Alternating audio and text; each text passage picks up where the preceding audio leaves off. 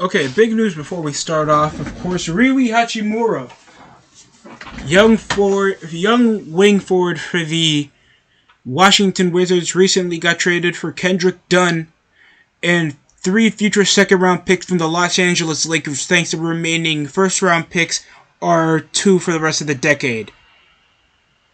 Huh. So they got rid of benching rotation player out of Kendrick Dunn and took him out the way for a young playmaking wing that can probably help over with the second unit for the Lakers.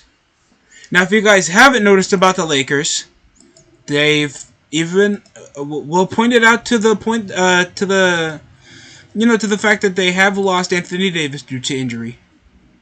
But they fall short of only a game below 500 from the Oklahoma City Thunder and the Golden State Warriors, falling over 12th, 4th worst in the Western Conference. The only teams they're better than is, of course, 2 teams that are trying to tank, that are the San Antonio Spurs and the Houston Rockets, and at least a fringe play-in competitor like the Portland Trailblazers that possibly in a few weeks will be in a higher seed than them anyway, thanks they only got a game below 500 over them.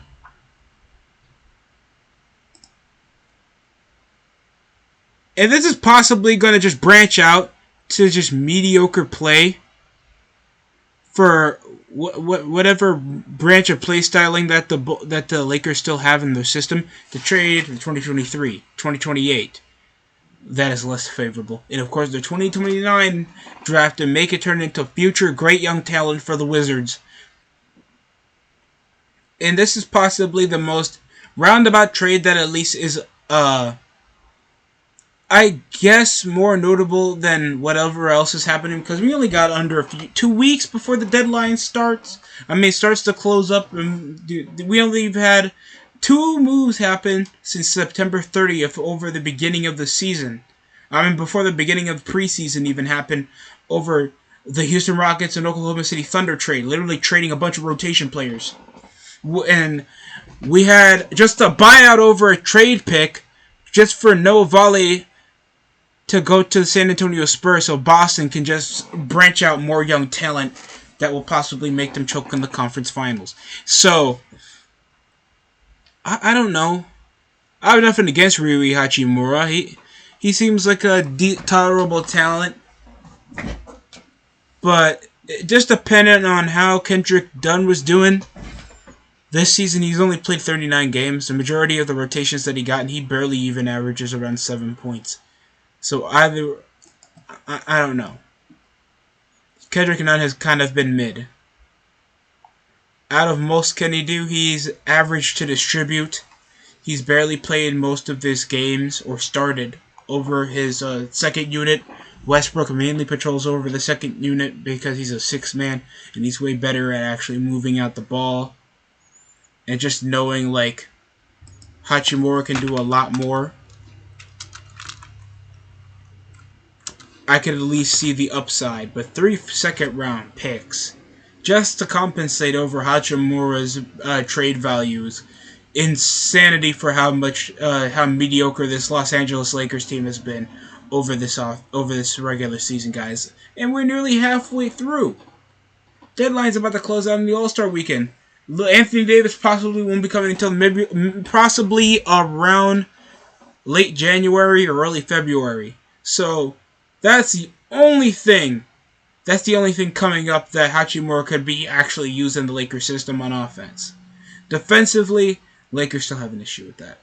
We don't know if that's over the clause of Patrick Beverley still being a defense. Patrick Beverley being, liability of sorts on the team. Wade and Gabriel has been a decent upside on the youth. Thomas Bryant has been possibly the most underwhelming big on the team, only being used as a lob factor. They can trade away Dennis Schroeder for some future picks because he's not that comparable to the team at all. Juan Tosca and Anderson, anybody could be used for some rotation pieces. And it's possibly not that difficult, thanks there's like a buttload of talent that you could even use for lower seed teams to make sure there's no risk. Unless they're going for future draft picks. So Rockets, Spurs, Magic, obviously out the question. Maybe some teams, maybe the Clippers could be an option. Chicago Bulls could be an option.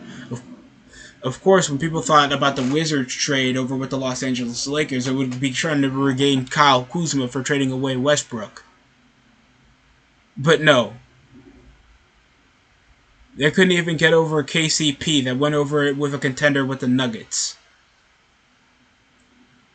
This is an interesting trade. Don't know how this is gonna play out. And yeah, I don't know how this is gonna play out. Tell me in the comment section how you feel about this trade. That's it from the DSC show. Like, comment, subscribe if you want to hear more. Of course, we'll get more news on the way over the trade deadline that I'll be able to update with you guys. Thanks for watching. That's it for me.